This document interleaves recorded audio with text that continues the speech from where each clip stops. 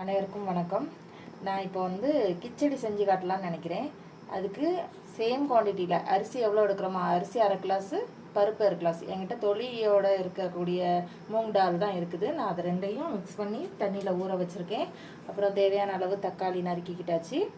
அப்புறம் இதுக்கு தேவையான காய்கறிகள் வெஜிடபிள்ஸ் நாங்கள் carrot, beans, potato and onion, chilli வச்சாச்சு. இப்போ இது தேவையானதை நம்ம தயார் பண்ணிக்கலாம். தேவையான அளவு எண்ணெய் ஊற்றியாச்சு. இப்போ அதுக்கு தேவையான மிளகு சீரகம் போட்டாச்சு. மிளகு சீரகம் பொடியையும் நம்ம தேவையான அளவு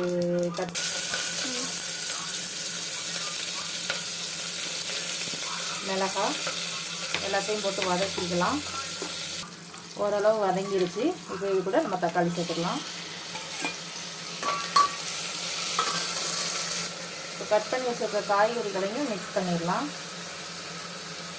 பீன்ஸு, கேரட்டு, உருளைக்கிழங்கு இதை மூணையுமே நம்ம மிக்ஸ் பண்ணிக்கலாம். கொஞ்சமாக மஞ்சத்தூள் போட்டுக்கலாம்.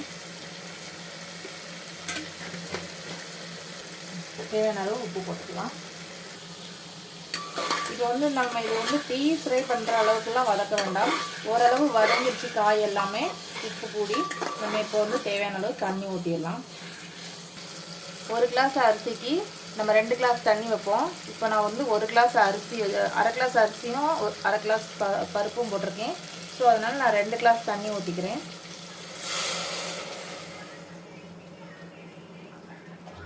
பாருங்கள், நல்லா கொதிச்சிருச்சு. இந்த நேரம் நம்ம பருப்பையும் ரைஸையும் மிக்ஸ் உள்ள போட்டுடலாம். அவ்வளோதாங்க. இதை மூடி போட்டு 2 விசில் விடலாங்க.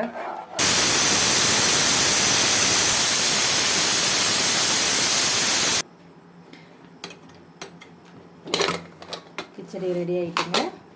பாருங்கள், இந்த மாதிரி வரும். இது நம்ம காய்ச்சல், தலைவலி எப்போ நமக்கு சமையல் பண்ணுறதுக்கு விருப்பம் இல்லாட்டாலுமே இந்த மாதிரி கிச்சடி செஞ்சு சாப்பிடும்போது நமக்கு வயத்தில் உள்ள பிரச்சனையும் சரியாகும். அதோட நமக்கு வேலையும் ஈஸியாகும். குழந்தைங்களுக்கும் இதை ஆரம்ப ஸ்டேஜில் நம்ம 6 மாதம் 7 மாதத்தில் சாப்பாடு கொடுத்து ஆரம்பிப்போம்ல, அந்த டயத்துலையும் இந்த உணவை கொடுக்கலாங்க. இது ஒரு ஹெல்தியான கிச்சடிங்க. தேங்க்யூ.